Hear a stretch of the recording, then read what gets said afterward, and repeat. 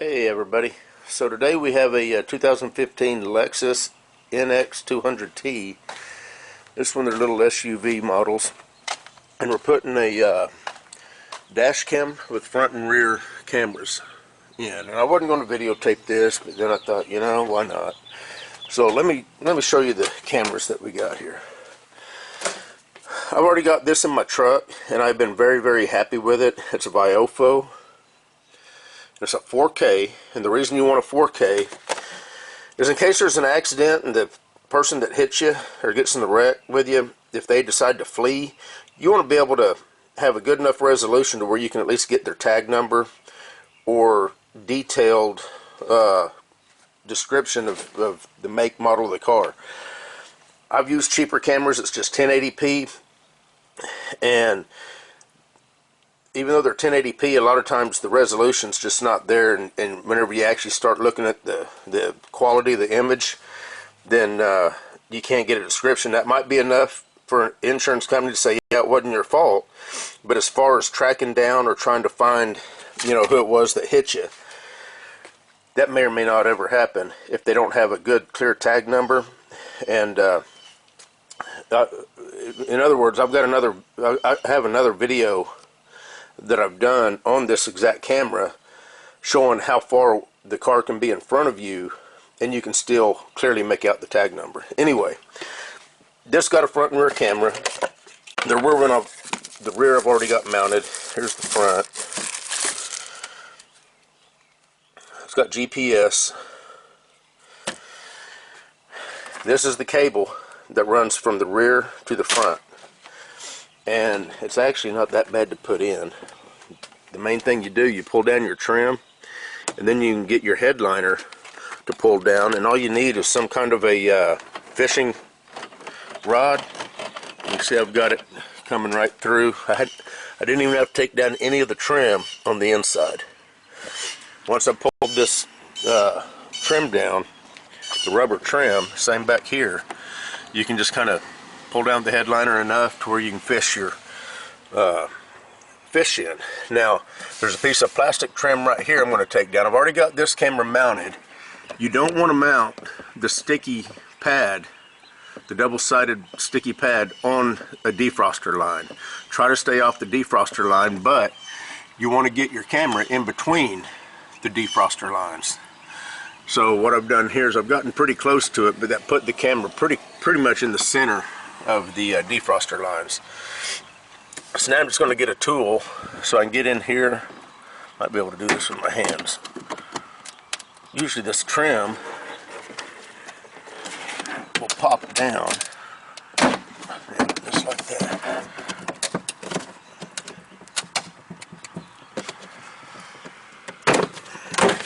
There we go.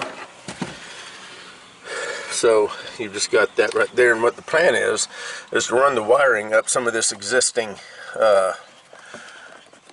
loom right here, and I'm squeezing this. This one feels full. This one's a smaller rubber conduit, and I'm not sure what's in it, but it feels full. This one here feels almost empty, and you can see what's in it. So I'm just going to actually I was doing this one, just going to pull that down like that. I'm going to clean some of this dirt off right here, and then I'm just going to run the wire over, get it up into that loom. Just pull this trim up. See, you can get in there. You can see the wiring right there. And I'm just going to fish that wire right on up into that, and I'm going to bring it up here. I'm going to take a round file, and I'm going to file a little relief right here. It'll be neat. I'll show you that whenever I'm done. I'm not going to film that. I'm going to try to keep this somewhat short.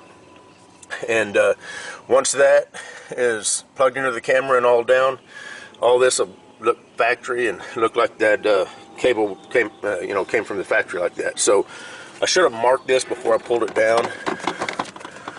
You can see where the plug is on this camera. I'm going to go pretty much straight down from there, bring it in here and mark it. So let me get that done, and then I'll turn the camera back on. Alright, so I've got the cable fished through, and I just kind of fed it on over this way. There's plenty of cable. So you want to do what they call service loops. That way whenever it opens and closes, it's not stretching or binding anything. And I've got it coming down through the conduit. Go ahead and push this conduit up in here. And then once I get this, oh, let me show you the trim. There's a little notch. I just used a rat tail file, and once that snaps back on, the cable will just fit right in there.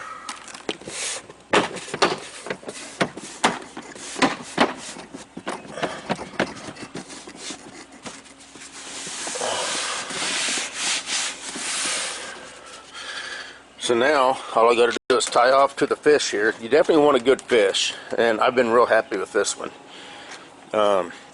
Without a good fish, running this, because I've still got to run it, you know, along this pillar, roof line, whatever they call it. And then that front camera is going to mount right up here. Maybe behind the, well, no, I don't know. I haven't really test fitted it yet, but it's going to run, the wire's going to run above the ceiling headliner. And then the power cables are going to come down probably this side. I'm going to have to find out what side's got power and go from there. But anyway. So basically, now I'm going to tie off, and what I use is just electrical tape. And I'll tape that off, and then we'll pull this on through. Okay, I've got it coming through.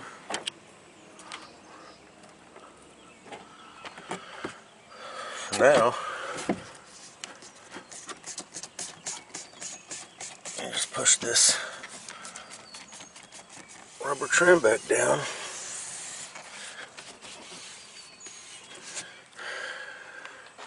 Got your camera in, no wires coming over the trim or nothing. It's all hidden in the factory conduit. Nice neat install. Now, normally I'd put this over on the side. And the only reason I didn't is because of how curved this back window is. So I put it pretty much right in the middle. I would have put it right in the middle if it wouldn't have been for the defroster line. And the only reason I was a little scared about putting it over there is obviously it's not going to be aimed and get both sides of the rear traffic.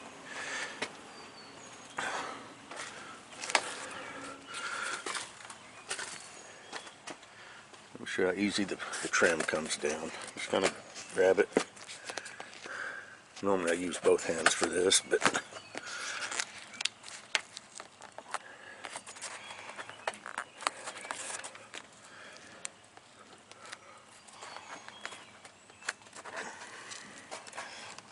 there we go. We got her. And then you just run it right along here.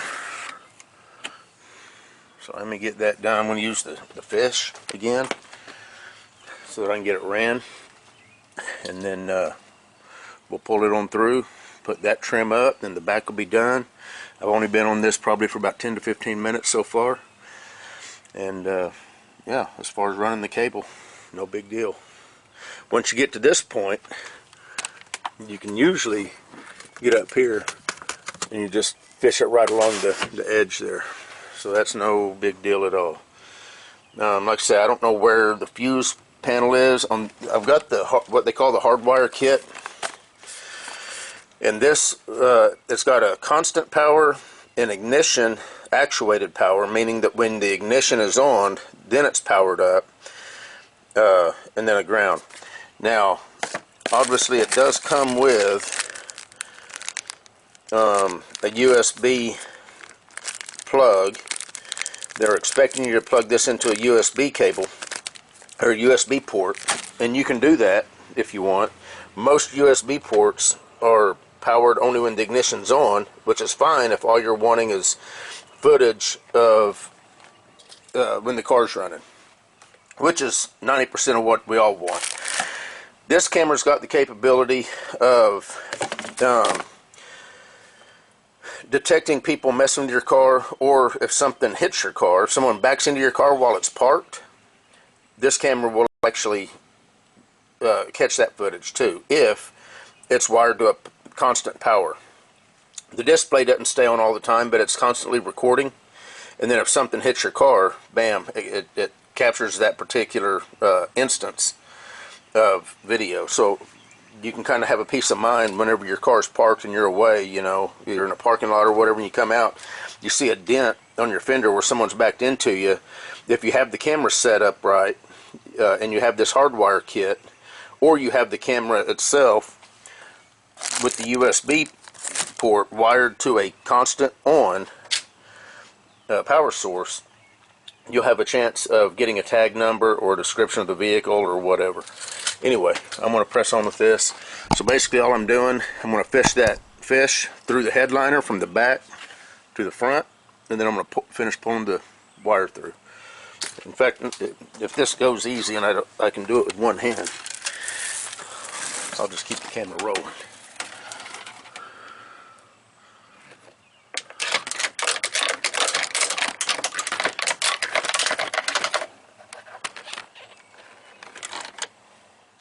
There it is. So I'm going to use both hands. I'm just going to pull this on through, and then I'll tie off. Now on this particular fish, it's nice. You don't always have to use tape. Let me show you what I mean. It's got this little loop right here. And what I do,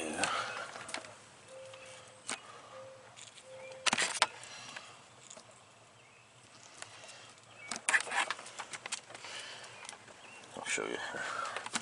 Run it through like that, where you got, you know, a foot or so hanging out, and then that little deal cinches down on it. Now you're ready to pull. Now I may need two hands for this. There we go.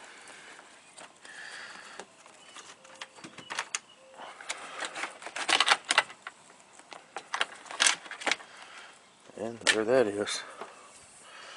So let me use two hands. I'm going to get this on fished through, and we're going to press on. Okay, got her in there.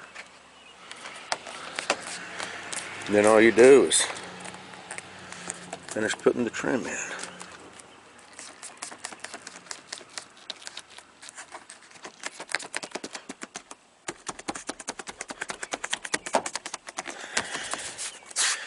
And again, now, nice factory installation.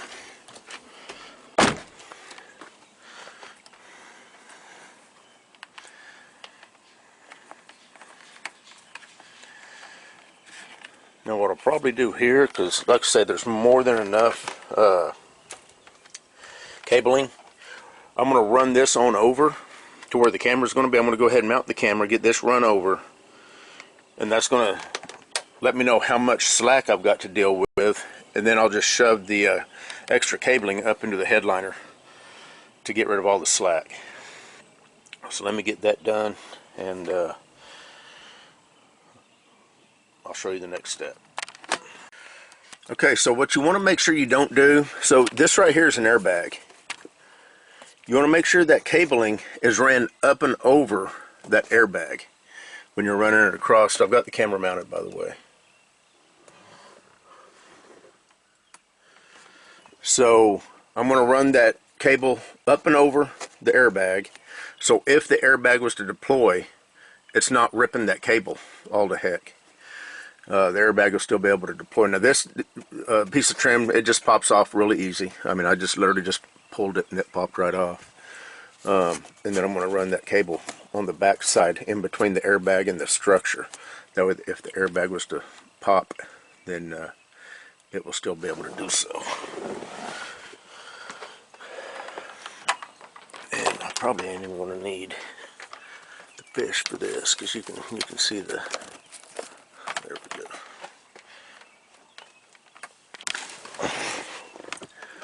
Yeah, just like that.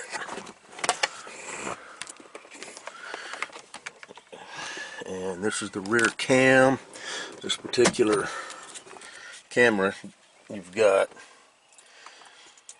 USB, you got rear. The USB is the power, or if you pull this off to go put it in the to go hook it to the computer to update it or whatever, you're going to use this port. That's the rear camera. And then if you're using the GPS module, you're going to plug the power into this right here. And then you see these contacts right there. This just slides on just like that. So this is the rear camera. So I'm going to plug it into the camera right here.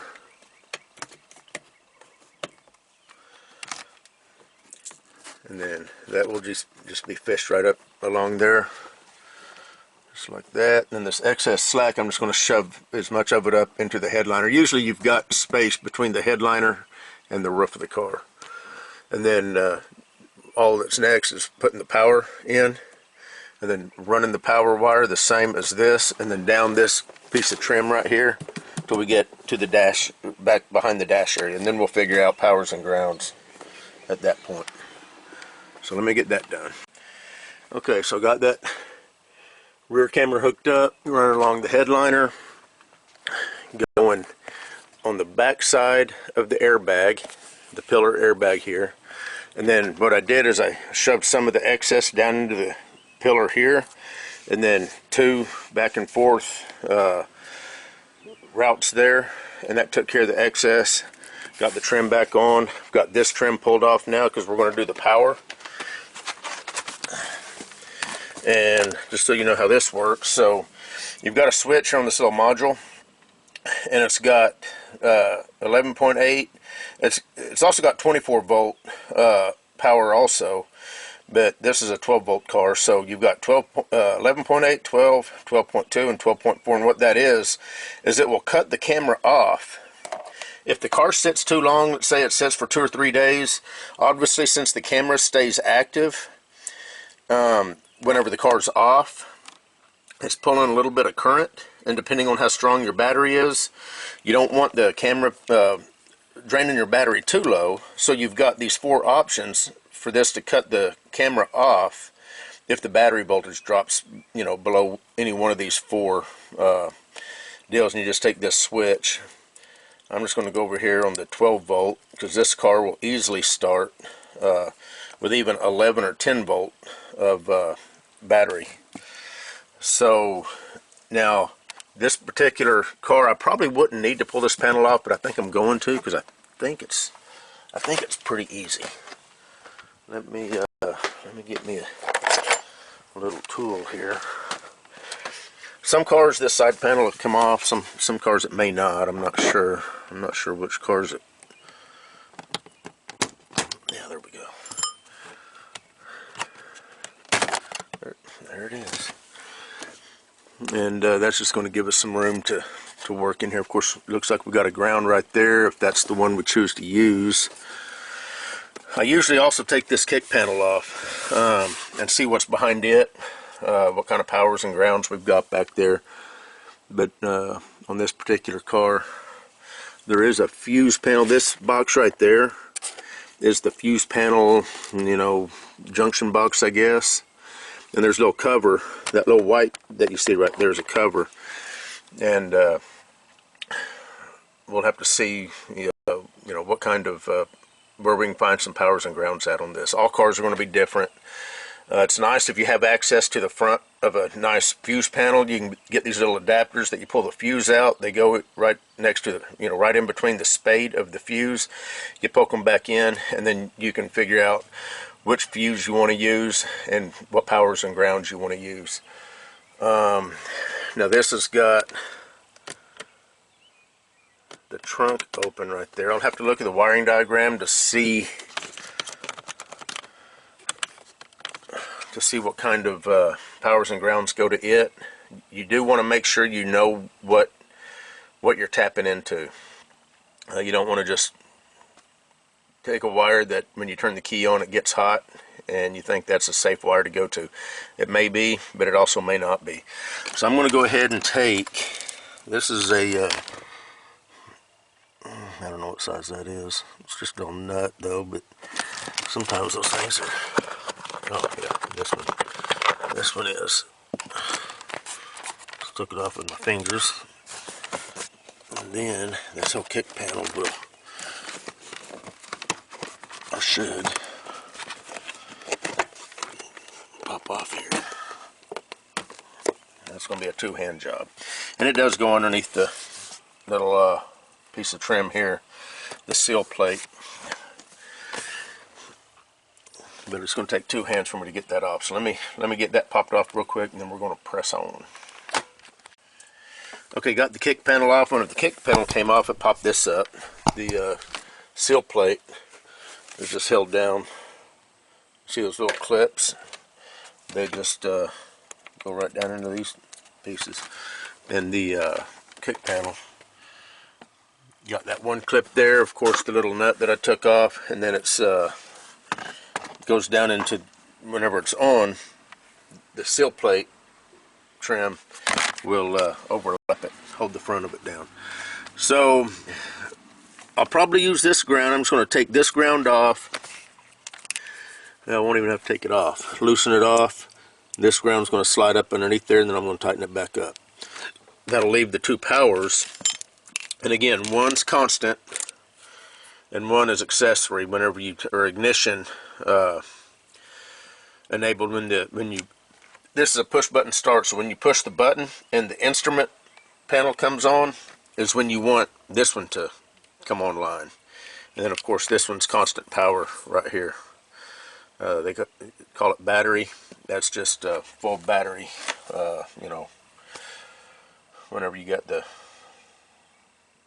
even with the car off, you want power to that wire. Anyway, to get this, we got to get this up to the, get out of my way, flashlight, up to the camera. So let me go untangle some wires here. And basically, I mean, you can see how easy this is. I'm just going to run it up here. Same deal with the camera wire. You don't want it to go over the airbag module. Get inside the car here.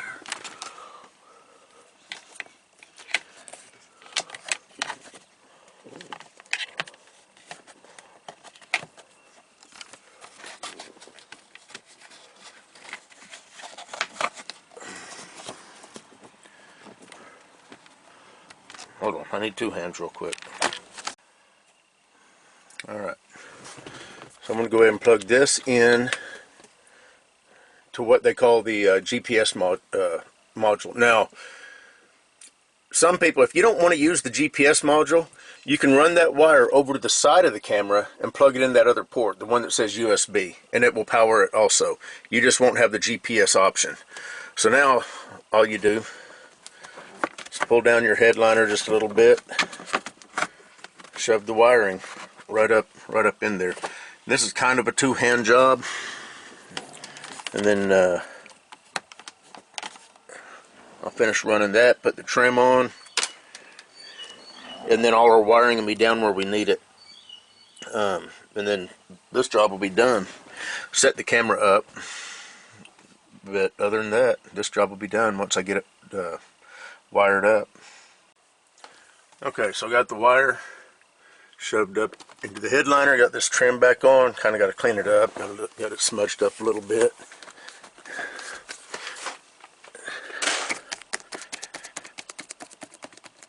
Put the weather stripping back on.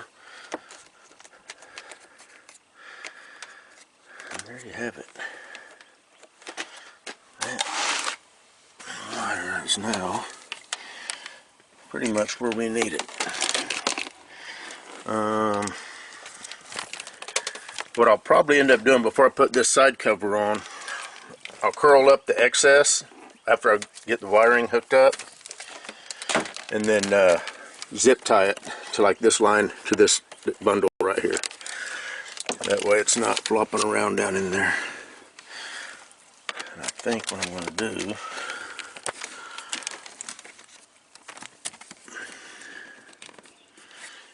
Come on now. Hold on. So I just wrapped up the wires, zip tied them to that bundle. There's that little module, and I've got it switched to the voltage. I think what I put it on 12 volts even. If the battery drops below the 12 volts, then the camera will switch off. That way you're guaranteed not to run the battery down. And this ground, I've got that ground loose. It's 10mm bolt. And most cars nowadays have these grounds right behind this kick panel. Will be a good solid ground. So now all we got to worry about is both these power wires. And a lot of times what I'll do, once I get the power hooked up, I've got that fuse box cover off on this particular car. If you're doing this on this particular car, there's the fuse cover, and there's all the fuses right there. So all I'm going to do, I'm going to figure out which fuse I want to go to. I think the washer would be a good one. That's really non-essential, so if anything happens, if this camera was to happen to cause any issues, it's going to be the wiper that's going to be affected. Now, what you want to do is pull the fuse out of whichever system you want to tap into. The washer should only work when the ignition is turned on, so that's going to be our accessory. Then I want to find a fuse that's powered all the time. There's door. I don't know if that's power locks. Power locks would probably be another good one if that door fuse is the power locks. Tail. Again, that's not going to end up the car if something happens in the tail lights. The tail lights, I believe, work even with the key off, so we'll check that one. But what I was about to say is, when you pull the fuse out, you want to go on the side of the fuse so you're going to have two terminals there when you pull this fuse out. One's going to have power, the other one's not. You want to make sure you put your wire in the one that's not. That way it's fused. If you go to the one that does have power, that's an unfused circuit at that point. So you're going to have two contacts.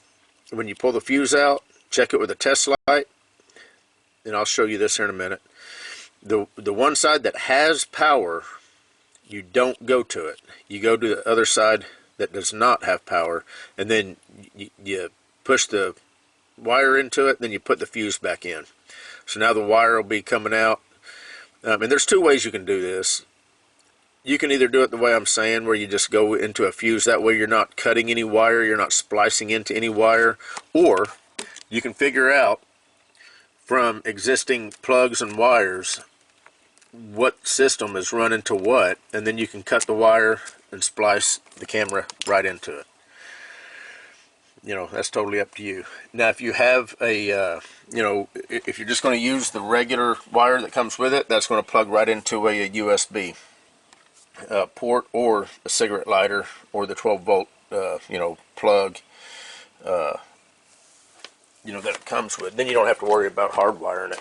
But once it's hardwired and all the trim's on, there's no exposed wires anywhere. The only exposed wires are those right there. And that's the way I do all my cameras and wire everything up. That way nobody's going to unplug it accidentally, and then you end up getting hit or getting in a wreck. You are relying on the footage, then you find out that the USB plug was unplugged or whatever. I'm going to go ahead and get this wired up. I'm going to show you what I mean by when you pull a fuse out, that one side will be powered and one side won't. And then I'm going to wire this up, and then I'll show you the final installation. Okay, so I'm going to try to show you what I mean by hot on one side, not hot on the other. So I've got this little mini fuse taken out, and this is out of the washer. Got my test light hooked up to ground. Well, I did. It's come off. Hold on.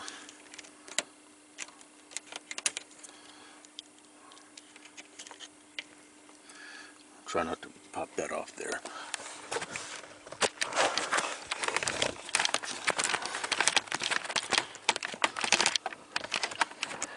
If I go to this side, test light is not hot.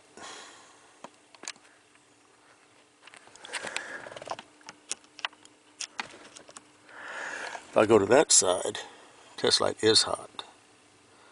You want to go to this side here that is not hot.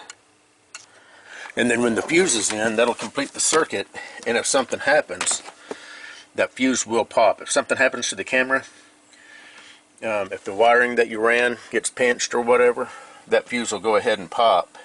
If it's on the other side, the side that's constantly hot, it's probably protected upstream, probably in the fuse box that's under the hood, but you don't want it on that end. You want it to be protected at this end, where it's closest to the camera.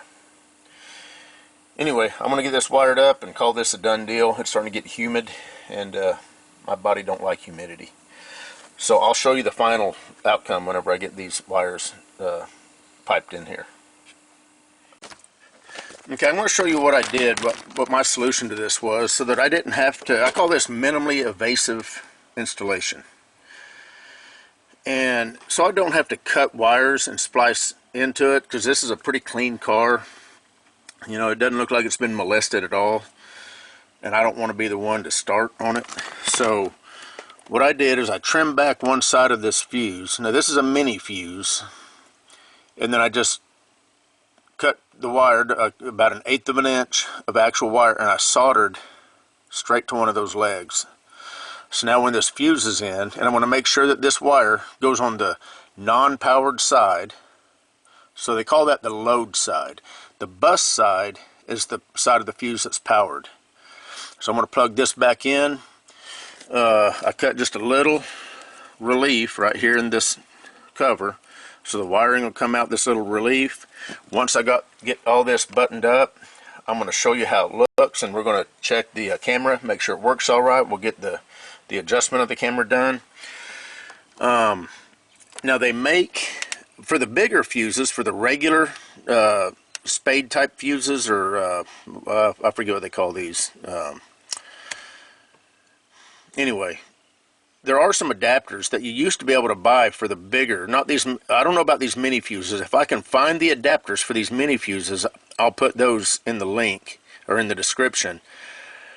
Because I know a lot of people's probably going to look at that and go, oh man, that's, you know, I'm not going to go through all that trouble, which is fine. Like I say, you can find wires a lot of times. Try to stick with your bigger gauge wires. Your small ones a lot of times are computer, you know, bus wires and stuff like that. Your bigger, fatter wires are usually load carrying wires, like that gray and black one. Have no idea what these wires right here are, but that'd probably be some good wires to tap into if you had to go that route.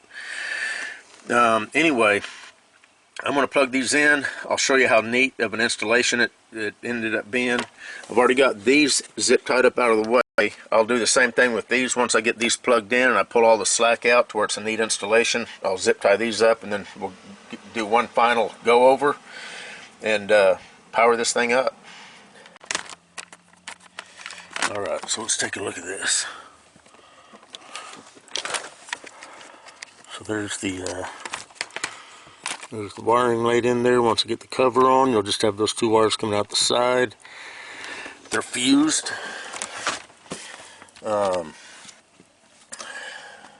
So that's always good. So let me get this cover on and one last look. Okay, so here's our ground. It's tight. Running up here, I bundled it all up with both the power wires, wrapped a little black tape around it, zip tied it right here to the part of the dash. Once the cover's on, none of this is going to be seen. There's the rear camera cable. I'm sorry, this is the power cable coming from the camera. And again, there's the little box. I've got access to it, so if I wanted to change the switching on it, I can. got the cover back on, the fuse box. You can see the wires coming out of the side. Anyway, I'm going to button up the trim here, snap it back on. I got to get the SD card and put it in the camera, and then we're going to turn it on, make sure it all works. You know, the camera's pivot, so you want to make sure that you've got those set right. Alright guys, so we've got the install complete. I'll turn it on here in just a minute. Got the wiring coming down, going down through the pillar. Got it wired up. Got all the trim back on. And the camera, you might be able to kind of see it right there. I've got it adjusted to where it's looking out where it needs to be. So let's get in here and show you how this thing works. So I'm going to turn the car on. Right now it's not on. I'm just going to push the start button. And then here in just a couple seconds, what you're going to see is the camera come to life. And I've already got it all set up. So I've got the mic turned on. You can turn the mic on or off. I always turn it on. And then get that out of the way. When you see the red light here, that means that it's automatically recording. So as you start driving, it's recording. Both the front and the back. Also, you'll see this flashing light up here. Now, this screen will time out here in about 60 seconds, and you can set that to whatever you want. So let's get into the menu real quick, and I'm just going to show you a couple things. You got to take it out of recording. When that light's flashing and it's not recording, we'll hit the menu button. Here's where you can set the resolution. I've got it set to 4K FHD, which is the highest resolution that this camera will do. Bit rate I've got set to high, and you can set this up however you want. Live video source, I've got front camera, means that this is the live video. You can go to rear camera, and now there's the rear of the car. Okay, so I'm going to take it out of video recording, go back, because I want the live video to be, and you can overlay it. You can have the rear, you can have the main video feed front, then the up here in the upper corner, it'll be the rear camera will be overlaid. It's so small, I don't worry about that. Loop recording, I've got 1 minute. HDR I've got turned off. Exposure I've just got set to default. Parking mode, auto event detections, what I got that set to. Enter parking mode timer, I've got that turned off, I think. Otherwise, once you park, it takes 90 seconds for it to go into that. Parking recording duration, 24 hours. Parking G sensor, high. Parking motion detection, medium. Time lapse, and you can set all this however you want. I got GPS turned on. Speed limit I got set to miles per hour. G sensor, I got the Wi-Fi to 5G.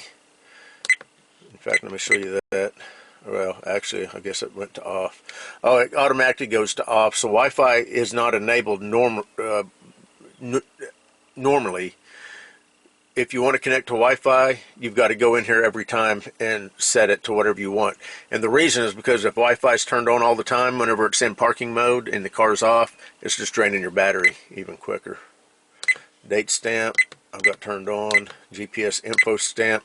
The info stamp I just got set to speed. That way the video isn't all jumbled up with everything. And the reason that it'll give you the coordinates if you want it to record in the coordinates. I figured that your surrounding video is going to pretty much be able to tell them where you was at. Hopefully that makes sense. If you're in a wreck and you're giving your insurance company or the other person's insurance company the video, and if they're needing to know where you was at, and you tell them, well, I was at the intersection, this and that, they're going to be able to tell that just by looking at the video. They don't need the coordinates. I mean, if you was out in the country, maybe, but camera model stamp, don't care. Record audio, I got turned on. Screensaver, I just got it set to 1 minute. Boot delay, off. Date time, that's where you set your date and time. time zone, language, beep sound, frequency, 50 and 60. I got it set to 60, and then TV mode here in the US is NTSC. Image rotation, everything looks good. If the camera was mounted a certain way to where you had to flip the image up and down, then you can do that. Rear camera mirror, no, it's good. And then you can format the card, format warning, car number, custom text stamp, and firmware. And I did upgrade the firmware to the latest and greatest. So that's it, guys. Now when you turn the car off, let me show you. So I've just turned the ignition off. The camera will finish out the video segment and then go ahead and power down. That's it. Now this was a 2015 Lexus NX200t, little 4-cylinder turbo. But I mean, this is universal. You can put it in anything, and the install's pretty straightforward. Anyway, I'm out. You guys take care. We'll see you.